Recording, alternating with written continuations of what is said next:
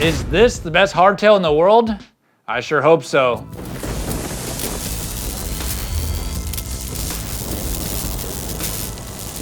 Last week was pretty hard for me with the Canfield Yelly Screamy, and it's tough to make a video about a frame that you just don't like.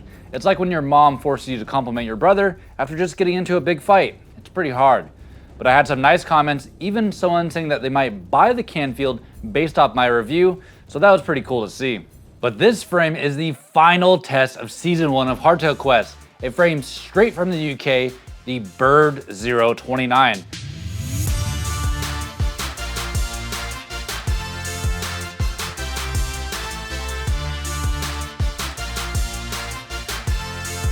And to be honest, I've never heard of this company before this quest, but thanks to a few commenters recommending this, I chose this frame over the Santa Cruz Chameleon, because just looking at the build quality, I think I'm in love.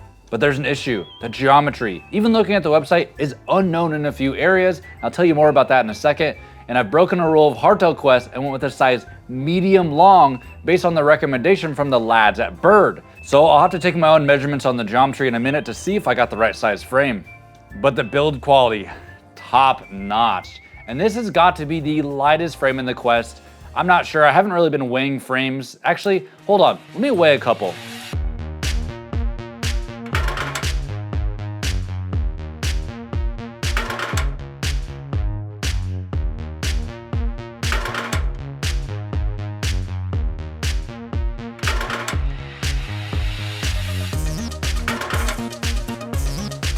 Okay, so it's not technically the lightest, but man, the RSD middle child is a tank.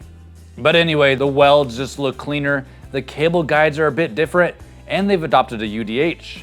So with how good this frame is, I'm gonna give it a pass on not having a second water bottle cage mount and give it a 5 out of 5 on build quality. Then the tubing shape. And by the bottom bracket, there's this super tricked out CNC'd wishbone, and that's the most tricked out looking piece I've seen on any of these frames. And that's gonna give a lot of tire clearance. The rear dropouts are also CNC'd, although they look a little bit different from the website. Overall, with all the hydroform tubing and the cool gussets, I'm gonna give the tubing shape a 5 out of 5. But then it comes down to the geometry, and here's the problem. If you look at the website, they only have the sag number listed for the reach, and to me, that's kind of the main number that I look at when determining size. So we're gonna have to put together this bike and take our own measurements, and hopefully this medium long is the correct size.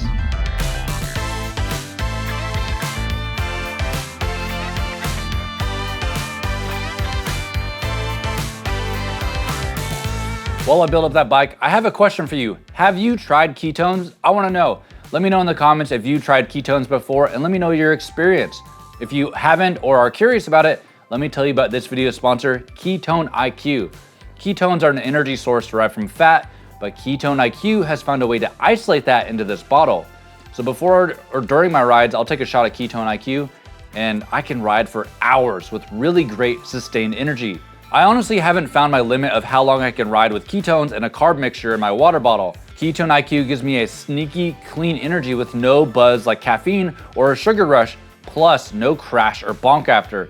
And there's a reason why 60% of the Tour de France peloton use Ketone IQ, and I highly recommend that you try it. So head to hvmn.com/Evan to save 30% off your first subscription order of Ketone IQ. That's hvmn.com/Evan, and subscribe at checkout for 30% off.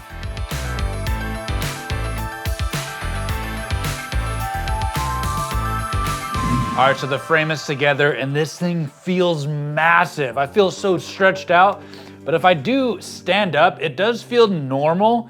So we gotta test out some geometry, take some measurements, and see what's going on here. Real quick, sag geometry means that the suspension is compressed with the rider's weight. On a hardtail, the whole frame will pivot forward, changing the geometry numbers. So it looks like the reach with my janky measurement setup is 450 millimeters, which is on the longer side, but if I went with Bird's standard medium, that shows a sagged reach of 437 millimeters, 23 millimeters less than this medium long, so I think this was the way to go. The stack is very tall, one of the tallest in this series, and the head tube angle is the slackest in the whole series, 63.4 degrees. It's funny, the more things that I measure and jot down on my spreadsheet, I think this Bird 029 is very similar to this Ragley Big Al, And I really like this frame, but it did have some glaring issues. Just like the Ragley, it has a 435mm chainstay, a bit long for my liking, but it has a low 305mm bottom bracket, which I like, and a 1200mm long wheelbase, very moderate. But then there's a number that I'm worried about, the virtual seat tube angle, 73.1 degrees, the most laid back seat post in the whole series. I think that a 74-degree seat tube angle is just perfect for pedaling, but any further back, and I don't know, man. Maybe that's why it feels gigantic. I'm sitting further back and the bars feel just way out in front of me. I don't know, I'm about to swap some parts around or something. But before I go ride, since I've been swapping all my parts over 8 frames in the last 8 weeks, all of my bolts and hardware is kind of getting worn out, so I picked up some titanium bolts from Better Bolts. Not because I'm a weight weenie, because I like nice things. And hopefully these bolts will hold up a little bit better.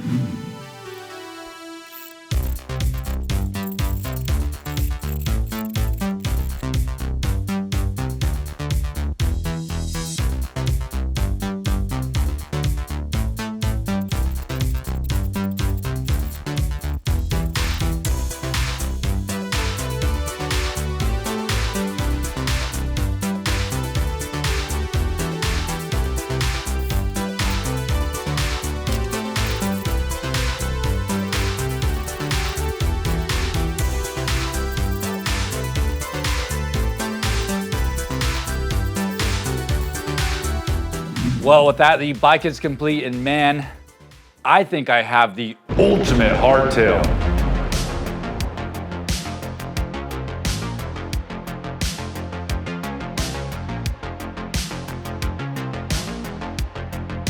Well, what do you guys think about how it looks? I'm just so happy to have a super dialed, like top of the line hardtail. Everything about this bike is so nice now, and the titanium bolts maybe saved like 20, 30 grams, but it's gonna make me happy looking at it. So overall, this raw aluminum is just awesome, man. And I'm gonna give this, I know I've been getting a lot of high scores in the looks category, but I really saved all the boutique, rare brands for last. So I'm gonna give the looks a 5 out of 5, but it seems like every time I've scored a bike high on looks, then it doesn't ride well. And just being out here, I can see that this seat tube is super slackened out. So I'm a little nervous about that. And this is my first time riding it, so let's go find out. All right, we are at Slaughter Pen today. Seems like the heat is finally dying down. See if we can get warmed up. Whoa, my grip is not tight enough. Wow, my grip just rotated. Yeah, so I actually did a few things to give this bike a fighting chance. The front end felt super big, so I put a shorter stem on, lower rise bar, and I actually scooted the seat back. Wow. Got some whiskey throttle there.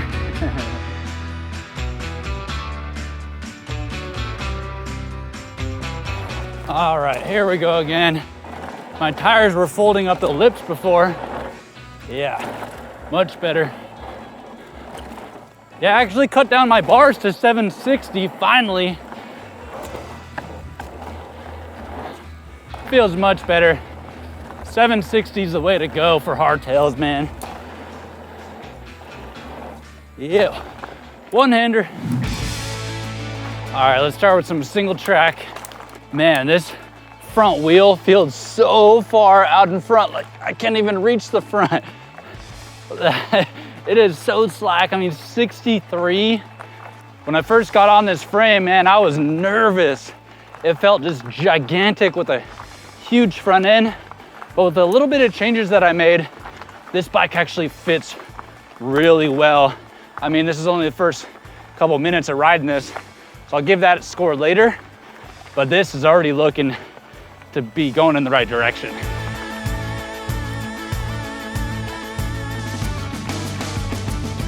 On these little punchy, really steep climbs, I can already start feeling that seat tube angle being really slack. I have to shift my weight forward, and that's gonna be deduction from some points, man.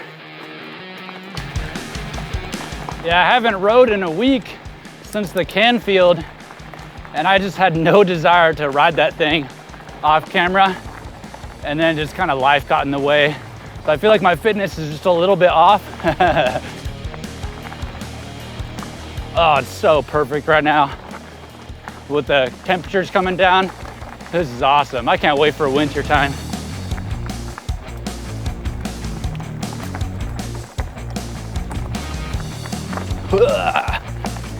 Yeah, oh, okay.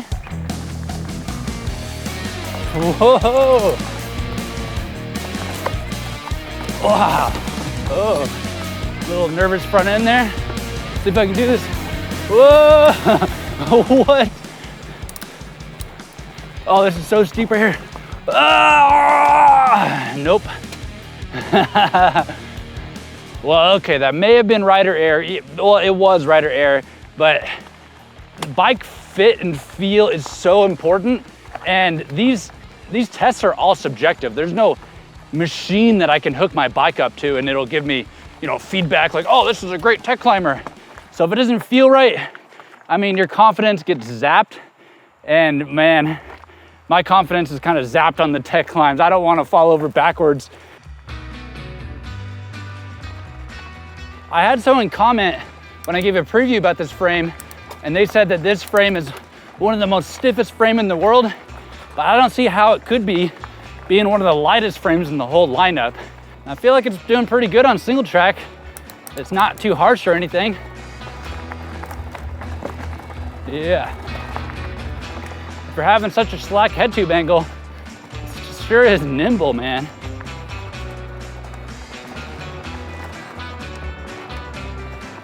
Oh, buck. Check out these deer. Oh. Yeah, this frame is fast on the single track. I probably could have left the taller bar on here. It would have been fine. But then again, I'm like in full attack position. It's nice.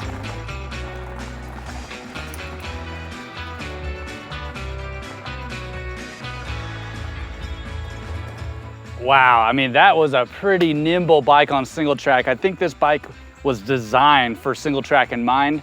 Now, if I think back to the Nuke Proof, which got a 5 out of 5 on single track, this Bird Zero is right up there with the Nuke Proof. But there's a few things, like the Nuke Proof was more compliant on the small bumps. This one is still handling small bumps very well, but it's a little bit stiffer. But I think because it's stiffer, it actually rolls much faster. And I felt like I was jamming on that single track. And some people might sacrifice stiffness for speed. I did like the Nuke Proof a little bit more on the single track. And I'm gonna have to deduct points because single track has, you know, switchbacks and punchy climbs. And with the seat post that far back, I did have to get off the saddle a lot more than I'm used to. So I'm gonna have to bring it down a notch. I mean, the Nuke Proof was a 5 out of 5. So I'm gonna give the Bird Zero on single track, I'll give it a 4.7, but we still got a lot more to go.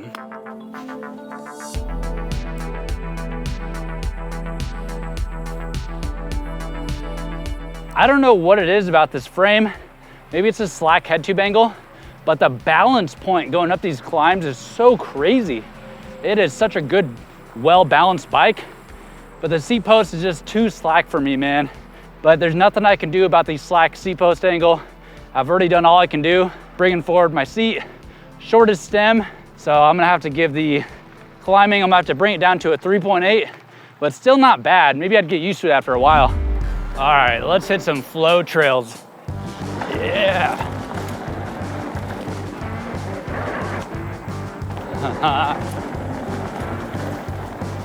Wow, it's handling the bumps and the turns very well.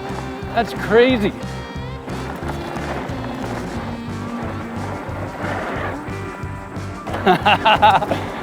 Yeah. Oh.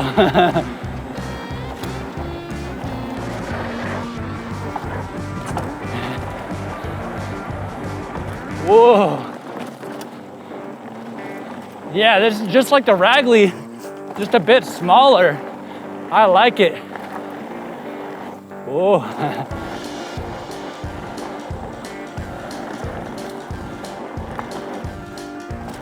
Well, dude, that went pretty well. I'm pretty happy with that how it is, but since this is Hardtail Quest, I gotta score it based off the others. And the Ragley was a 5 out of 5 on flow, Just so fun, so flickable. And this bike was similar, but I feel like it wasn't as flickable in the air. And I honestly wish that the rear end was a little bit shorter. Based off those things, a little bit of deductions, I'm gonna give it a 4.6 on the flow, but we still gotta do jumping and cornering. All right, here we go. Looking for some jumps and cornering. Yeah.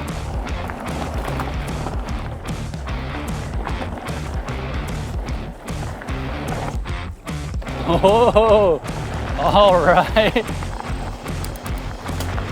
Yeah, this thing can handle the bumps in these corners so well. I'm surprised, dude. Yeah, I'll give the cornering, I'm gonna give it a 4.8. It's really good.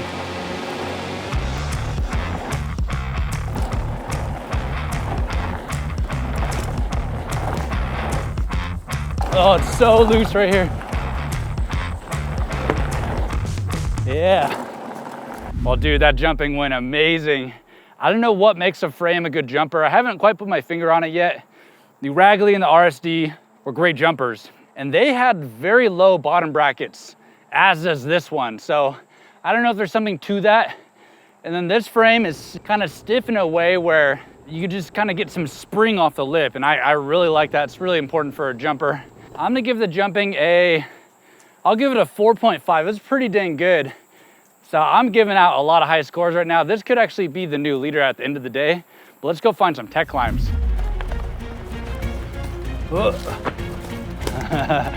This is a secret trail no one knows about. Definitely gotta lean forward, but it's handling it well.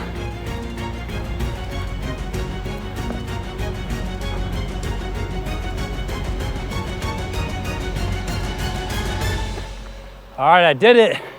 Whew. My heart rate is so peaked out right now. Man, I did that same tech climb on the Banshee, and both of these frames completed that. But man, this frame, I just had to work for it so hard, and the body position is just not optimal. So I'm about to take some points away. I'm gonna give the tech climb a 4, just because it still does well. I just had to be out of the saddle pretty much the whole time. But let's hit some chunk, man. All right, it's time for chunk. And then we can figure out the compliance score too. Here it goes. A little rowdy, not bad. Yeah. All right, here comes the next chunky section. Wow, not bad. When I went through there with the trek, I saw stars.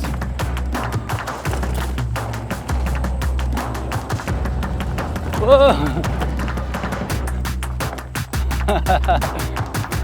All right, last chunk trail is dragon scales. Now, I had some people comment that this frame was gonna be so stiff, but I'm not feeling it, dude. Like, this is just as compliant. Oh yeah, on the chunk as the nuke-proof Scout.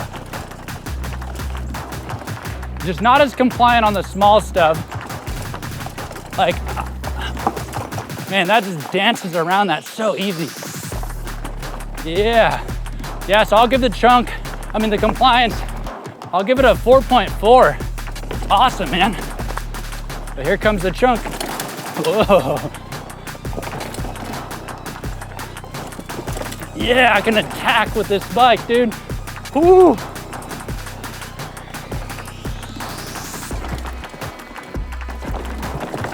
Whoa.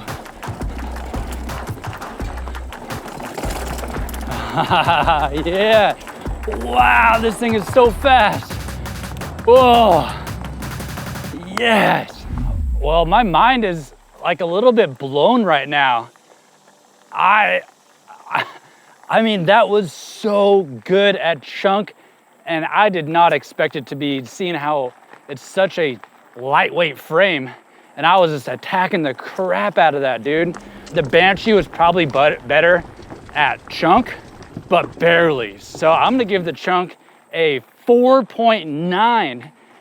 And the only score left to give is the fit. And I don't know, man, there's been some pretty high scores so far today. So let's go head back to the shop and find out. Wow, I am still kind of blown away that this small brand that I've never even heard of before produced a bike this good. But let's talk about the fit. So at first I was terrified that this medium long felt too long. And after a few changes, it actually fits exactly how I want it to. Yeah, I'm kind of sprawled out, and I complained a lot about the seat posts because, you know, it puts me further back. I feel kind of more sprawled out, but it actually reminds me of a good fitting road bike. So yeah, I'm more sprawled out, I'm leaning forward, but I'm not putting any pressure on my hands, and I can even take my hands off. I'm not falling forward. So I think this fits exactly how it should. And plus, I just feel so balanced on this frame. I've never felt that on any of the bikes in the whole series. Plus, this is the only frame where I actually feel like it's a 29er. It's hard to describe. So while I wish that the C-tube was like 1 degree steeper, it still fits very well. So I'm gonna give it a 4.7 on the fit. But that brings us to the final score, and the RSD is the current leader barely with an 86.73, and the Scout is a close second. Well, with all the high scores I was handing out today, the Bird 029 has a score of 90 out of 100, and we have ourselves a new leader, and this was the final episode. So this Bird Zero is the winner of Season 1 of Hardtail Quest. Thank you guys so much for coming along this quest with me, and I plan on condensing the full season into one video with some back-to-back testing with the Bird and the Nuke-Proof Scout, so stay tuned.